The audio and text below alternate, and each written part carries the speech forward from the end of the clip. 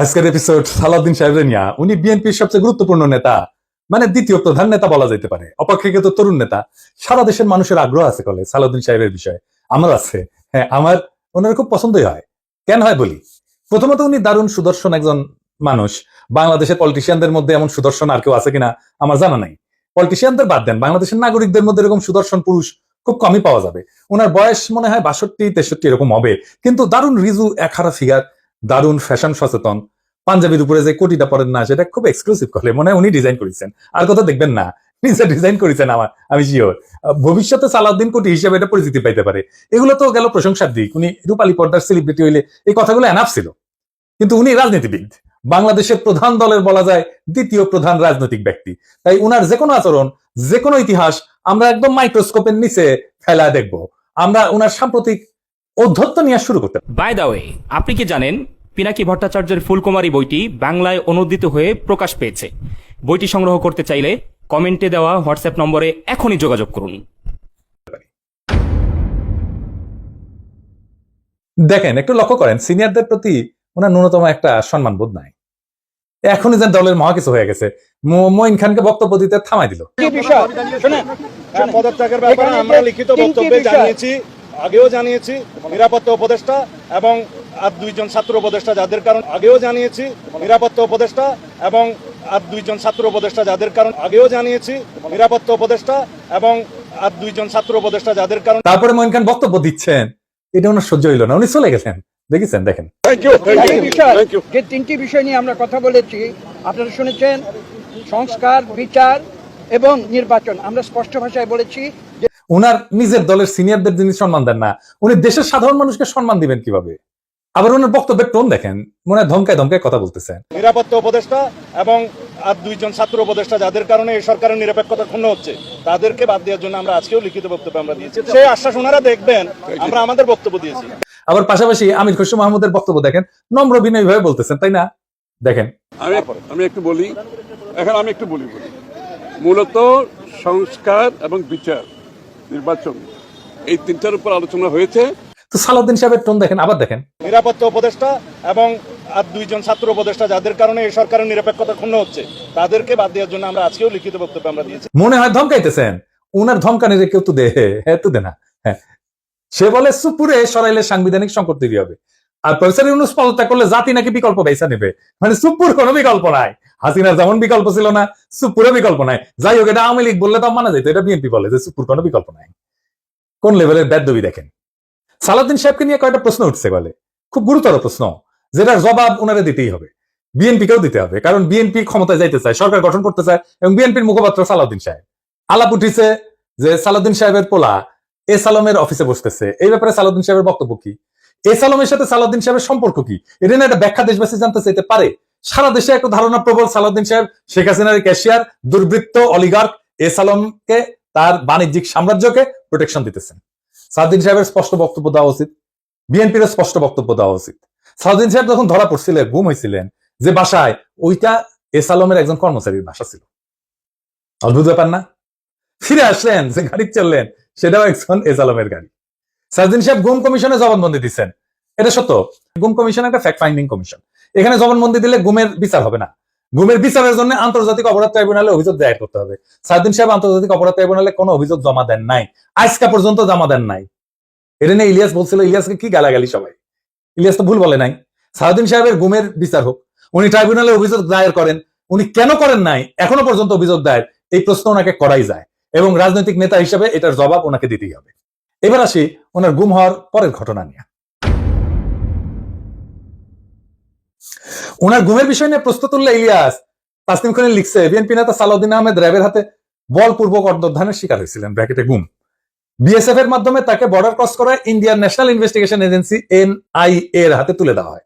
বাংলাদেশ এবং ইন্ডিয়ান রাষ্ট্রীয় বাহিনীর হাতে বলপূর্বক অন্তর্ধান এবং এক্সট্রাঅর্ডিনারি রেন্ডিশনের একজন সার্ভাইভারকে নিয়ে যারা কুৎসিত প্রপাগান্ডা করছো, তাদের উপরে মজলুমের লানত। হ্যাঁ, ঠেলায় পড়লে নাকি বাগে ধান খায়। আর পার্টিকুলার তাসনিম খলিল ঠেলায় পড়লে ইসলামী ভোকাবুলারি ইউজ করে, লানত ইউজ করেছে। যার জন্য ইউজ করেছে তারে ধন্যবাদ। ইলিয়াসের কারণে হাজার হোক, লানত শব্দটাতে ইউজ করেছে। সালাউদ্দিন সাহেবের গুমের বিষয়ে আমরা সবসময় কথা বলছি, সবাই, ইলিয়াসও বলছে, সবসময় ওনার পক্ষে দাঁড়াইছে, ইলিয়াসও দাঁড়াইছে। আমাদের সকলের সহমর্মিতা আছে, সমবেদনা আছে। কিন্তু গুম পরবর্তী সময় ওনার কিছু কাজকর্ম প্রশ্নের উদ্বেগ করছে, যার জবাব ওনাকে দিতে হবে, কারণ উনি পলিটিশিয়ান। যাই হোক, উনি গুম হয়েছেন, এটার কারণে ওনাকে কোনো ইন্ডেমনিটি দেওয়া তো সম্ভব না, সম্ভব না। যাই হোক, এই প্রসঙ্গে বিস্তারিত না যে আমরা সালাউদ্দিন সাহেব গুমের পরে কেমন মজলুমের জীবন কাটাইছেন সেটা একটু দেখি। এটা শিলং এর সানরাইজ গেস্ট হাউস, ওইখানে সালাউদ্দিন সাহেব ছিলেন, হ্যাঁ পুরো সময়টাই। রিভিউ ভালো, ভালো প্রপার্টি মাশাআল্লাহ। শিলং এ কেউ বেড়াইতে যেতে চাইলে থাকতে পারেন, দেখেছেন, দেখেন কি সুন্দর জায়গাপত্র, দেখেছেন, এখানে সব ব্যবস্থা ভালো। ভিতরে যেখানে সালাউদ্দিন সাহেব দর্শনার্থীদের লুঙ্গি পরে দেখা দিতেন সেটার ছবিও আছে, মিলাই দেখে নিয়েন। অতি আনন্দময় সফরের নিশ্চয়তা দিলাম, বিফলে মূল্য ফেরত দেওয়া হবে। আমরা বলে এই সানরাইজ গেস্ট হাউস কোনো পয়সা করে দেয় নাই বিজ্ঞাপনের জন্য, ফ্রি ফ্রি করলাম আর কি। পরিবেশটা সুন্দর না, কোনো হইচে আছে? হ্যাঁ নাই। এখানে কিন্তু পুরো সময়টা কাটিয়েছেন। উঠিছেন মে মাসের 2015 সালে। তার 2 মাস পরে ডেইলি স্টার এই রিপোর্টটা ছাপে, তিনি কেমন আছেন। এটা একটা বিলাসবহুল গেস্ট হাউস, রিপোর্টেই কইছে 4টা বেডরুম, উনি 2টা রুম ভাড়া নিছিলেন, কিন্তু থাকতেন একাই। দেখেন রিপোর্টে বলা আছে, অন্তত এই রিপোর্টে তাই বলতেছে। কিচেন আছে, খুব চমৎকার ড্রয়িং রুম আছে, ফায়ার প্লেস আছে, সবুজ লন আছে, পিসের সবুজ লন, এটা দেখে দেন। এইটা সে লাইব্রেরি আছে, বার আছে, তাতে মদ্য জাতীয় পানীয় আছে। সাদিন সাহেব একা একা খেলেন, হাঙ্কার দিয়েছে, খাবেন না, কিছু করলাম নাইনি। তাইলে সাদিন সাহেব একটা কথা কই, যে সত্যেন্দ্রনাথ দত্ত আছে না, ওনার মদিরা মঙ্গল নামে একটা প্যারোডি আছে, ওই যে ডিএল রায় বঙ্গ আমার জননী আমার ধাত্রী আমার দেশ, একটা গান আছে না, ওইটা দিয়ে একটা প্যারোডি বানিয়েছিলেন, মদিরা মঙ্গল। উনি কইছিলেন মদ্য আমার, পানীয় আমার, শরাব আমার পেগ, কেন কোম্পানি নজর দিল গো, কেন হলো গো ডিউটি পেগ, মানে ডিউটি বেড়ে গেছিল। তো উনি মনের দুঃখে এই প্যারোডি লিখেছিলেন। তারপরে লিখেছেন নিরামিষেই যকৃতটা শুধু বৈরাগী সম করিছে শেখ, রাগ্গি আমার, মাগ্গি আমার, ভাগ্যি আমার পেগ। হ্যাঁ, আপনাদের প্রিয় রঠা মানে রবি ঠাকুর, মানে বিএনপির প্রিয়। তো রবি ঠাকুরের একটা গান বলি আর কি, আপনারা নাকি রবি ঠাকুরের গানকে জাতীয় সঙ্গীত বানাইতে পারিয়া কৃতজ্ঞ, সেজন্য ওনার একটা না বললে কেনকা করে হয়। মানে শ্রীকুমার সভা এটা লেখা আছে, ওরা অক্ষয় বলে একজন চরিত্র আছে, ওই গাইতেছে, ওই গাইছে কি জানেন, অভয় দাও তো বলি আমার উইস্কি, মানে ইচ্ছা, অভয় দাও তো বলি আমার উইস্কি, 100 টাকা সোডার জলে বাকি 3 পোয়া হুইস্কি। হ্যাঁ, আমাকে না একবার খাওয়ায় না সালদিন সাহেব, 100 টাকা সোডার জলে বাকি 3 পোয়া হুইস্কি খাওয়ায়, এটা আমার উইশ থাকলো আপনার কাছে। পুরা বাংলাটা নিজে তো ভাড়া করেছিলেন, তো বাংলাদেশি টাকায় কত, 1.5 লাখ টাকা মাসে। আমার একজন পার্সোনাল অ্যাসিস্ট্যান্ট ছিল, ম্যানেজার ছিল, 2জন কেয়ারটেকার ছিল, 2জন মালি ছিল, একটা হাইলি সিকিউরিড এরিয়া, কাছে এয়ারফোর্সের অফিস, আর কয় হয়েছে একটা গোয়েন্দা সংস্থার অফিস। আমরা ধারণা করি এটা রয়্যাল অফিস। কে রাখলো ওখানে ওনাকে? উনি অনুপ্রবেশের দায় গ্রেপ্তার হয়েছিলেন, উনি তো চাকরি করতেন না ইন্ডিয়াতে, উনি ইন্ডিয়াতে রাজনৈতিক আশ্রয় পান নাই। ওনার এই সুপার ফ্যাবুলাস লাইফস্টাইলের টাকা কে দিছে? টাকা কে দিছে? উনি আয় করেন নাই, তাহলে টাকা কি বাংলাদেশ থেকে পাঠানো হয়েছে হুন্ডি করিয়া? হুন্ডি আপনি করতে পারেন, এটা অর্থ পাচার না? এইগুলো লেজিট এবং বৈধ প্রশ্ন, আপনারা বলতে হবে টাকাটা কে দিছিল, কেঙ্কা করে গেছিল। এইবার একটা চমক, বিশাল চমক, সিট বেল্ট বাইন্ধে নেন, যা দেখবেন তাতে অজ্ঞান হয়ে পড়ে যেতে পারেন সিট থেকে। কি সেই চমক? সালদিন সাহেবের সঙ্গে দেখা করতে গেছে কিছু লোক ওই শিলং এর বাংলোতে, তার মধ্যে ছবিতে ডাইন পেশে গালে হাত দিয়া বসে আছে ব্যক্তিটা কে? হ্যাঁ, ব্যক্তিটা গুরুত্বপূর্ণ, কারণ সালাউদ্দিন সাহেবের সাথে সকল মিটিং এ তার উপস্থিতি দেখা যায়। সে ঠিক ওই একই চেয়ারে বসে। এইটা সাহেব আপনি 2টা ছবি পাশাপাশি দেখান না, দেখেন 2 সময় ছবি কলে দেখা করতে এসছে, তারাও ভিন্ন কলে। হ্যাঁ, সালউদ্দিন সাহেব এক ছবিত লুঙ্গি পরে আছে, আর এক ছবিত পায়জামা পরে আছে, দেখেছেন, কিন্তু ওই বান্দা ঠিকই একই আছে ওই চেয়ারে। কে সে জন? তার নাম কি জানেন? তার নাম বিপ্লব পার্থ।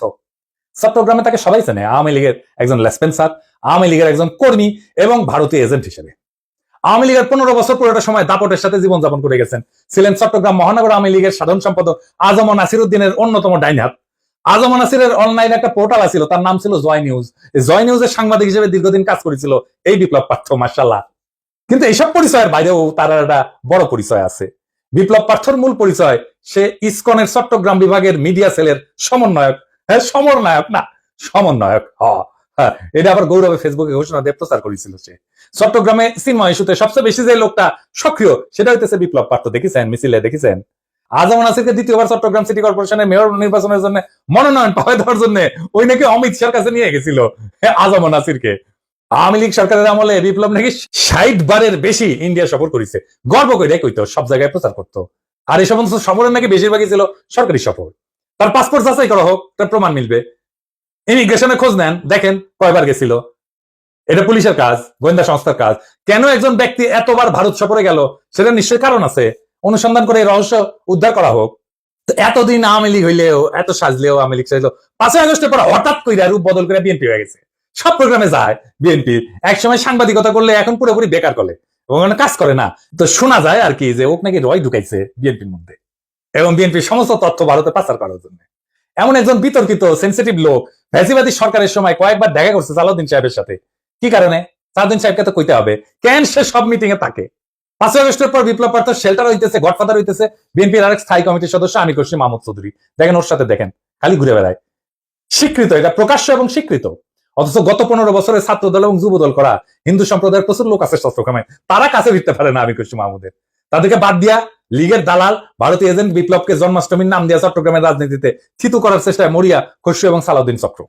ছবিতে দেখেন বিপ্লব প্রার্থ মোদির সাথে ছবি, দেখেছেন? মোদির সাথেও ছবি, সালাউদ্দিনের সাথেও ছবি, ইসকনের চিন্ময়ের সাথে ছবি, ইন্ডিয়ান হাই কমিশনের সাথে চট্টগ্রামের বিভিন্ন ইভেন্টের ছবি। এবার বুঝেছেন তো আমির খসরু কেন অমিত শাহের সামনে জুলকাপ্পর নাম করতে যায়? কানেকশন বুঝেন? আমির খসরু, সালাউদ্দিন, ইসকন সব বরাবর। আর আরেকটা ইস্যু আছে, সেটা হইতেছে মরাল ইস্যু। আমার স্কুলে বড় ভাই ডাক্তার ফিরোজ খুব ভালো ছাত্র ছিলেন, ডাক্তারি শেষ করিয়া উনার ক্যারা উঠেছিল, উনি পলিটিক্স করবেন, খালেদা জিয়ার অ্যাসাইনমেন্ট অফিসার ছিলেন, খুব দাপুটের নেতা ছিলেন বিএনপির। শুনতাম উনি নাকি দুর্নীতি করে ফাটাই ফেলিছে। তারপরে শুনি 111-এর পর অস্ট্রেলিয়াতে গেছে। একটা ছোট্ট ঘরে 2 মেয়ে সহ পুরা পরিবার নিয়ে থাকতেন, ওই একই ঘরে থাকা ঘুমানো। নিজে নাইট গার্ডের চাকরি করেছেন ডাক্তার হইয়া। হারিস চৌধুরী সিলেটের জমিদার বংশের ছেলে ছিল, রাজনীতি করে এসে সব হারিয়েছিলেন। 111-এর পরে থাকতেন পান্তপথে খুবই দিনহীন ভাবে, পরিচয় লুকায়, মারাও গেছেন পরিচয় লুকায়, বেওয়ারিশ হিসাবে তাকে দাফন করা হয়েছিল। নিরাপত্তার কারণে পেট চালানোর জন্য চাঁদনি চকে কাপড়ের দোকানে কর্মচারীর কাজ করতেন, সেরা পাঞ্জাবি পড়তেন, রিক্সায় চড়ার পয়সা ছিল না, হাইটা যেতেন। মির্জা ফখরুল নিজেই বলছেন এই আওয়ামী লীগের আমলে বিএনপির নেতা কর্মীরা বাড়ি ছাড়া হয়ে ঢাকায় এসে রিক্সা চালায় উনি কান্দিছিলেন, ফ্যাস ফ্যাস করে কান্দিছিলেন। আর আপনি সালাউদ্দিন সাহেব রাজার হালে থাকেন, শিলংয়ে লজ্জা লাগে না সালাউদ্দিন সাহেব? আপনার ভারতে থাকার টাইমে সকল খরচা কিভাবে করেছেন জাতিকে জানাইবেন, ইসকনের সাথে আপনার কি সম্পর্ক সেটাও জানাবেন, জাতির এটা জানার অধিকার আছে।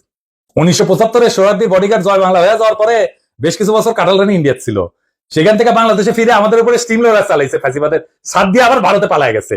অনেকে বলে হাসিনা পালায় যাওয়ার পরে সালাউদ্দিন নামের এই বিএনপির নেতাকে ভারত বাংলাদেশে পুশব্যাক করে দিছে। এতদিন আসতে পারেননি উনি, তারপরে 1 সপ্তাহ যায়নি হাসিনা পড়ছে ওনারে পেটে দিল, আগে পাঠাচ্ছিল না। কাকতালীয় ভাবে জীবনের বড় একটা সময় হাসিনার চেয়েও বেশি সময় ভারতেই ছিলেন। তো এই সালাউদ্দিন সাহেব ইদানিং হাসিনার মতো উদ্ধত ভাবে কথাবার্তা বলা শুরু করেছেন। সামনে ওনাকেও সম্ভবত আমরা হাসিনার প্রতিবেশী হিসেবে ভারতে দেখতে পাবো, মাশাআল্লাহ। সালাউদ্দিন সাহেব, মানুষ আপনারা ইন্ডিয়ান মাল বলে, আপনি শুনেন না কিন্তু ক্যামেরা ঠিকই শুনে। এই যে দেখেন আপনারা কয় ইন্ডিয়ান মাল আসিছে, একজন নেতার চেহারা, পোশাক, স্টাইল, ফ্যাশন এই সমস্ত ইতিহাসের পাতায় জায়গা করে নেয় না। ইতিহাস মনে রাখে নেতৃত্বের সততা, আত্মত্যাগের পরিমাণ, আর সেই নেতার অবস্থান দুর্দিনে কোথায় ছিল। সালাউদ্দিন আহমেদ নিঃসন্দেহে গুমের শিকার হয়েছিলেন, সেই সময় দেশবাসী তার জন্য কাঁদছে। কিন্তু একজন মজলুম যখন বিলাসের চাদরে নিজেকে মুড়ায় ফেলেন, যখন নিজের গুমের বিচার আন্তর্জাতিকভাবে দাবি না কইরা তার রাজনৈতিক মূলধন বানায় ফেলেন, তখন প্রশ্ন ওঠেই, এবং এই প্রশ্ন তার ব্যক্তিগত না, সমগ্র বিরোধী দলের নৈতিক ভিত্তির উপরে আঘাত আনে। বিএনপিকেও বুঝতে হবে সরকার বদলানোই রাজনীতি না, আদর্শ, ত্যাগ এবং গণমানুষের বিশ্বাস অর্জনই রাজনীতির মূল সোপান।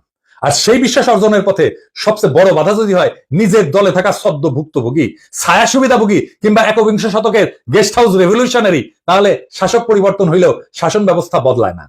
সালাউদ্দিন সাহেব, আপনি যদি সত্যি গণতন্ত্র চান তাহলে সাংবাদিকের ধমকানো বন্ধ করেন, দলের সিনিয়রদের সম্মান করেন, জাতীয় ঐক্যের প্রতীক প্রফেসর ইউনূসকে তার যোগ্য সম্মান দেন, সম্মান নিয়ে কথা বলেন।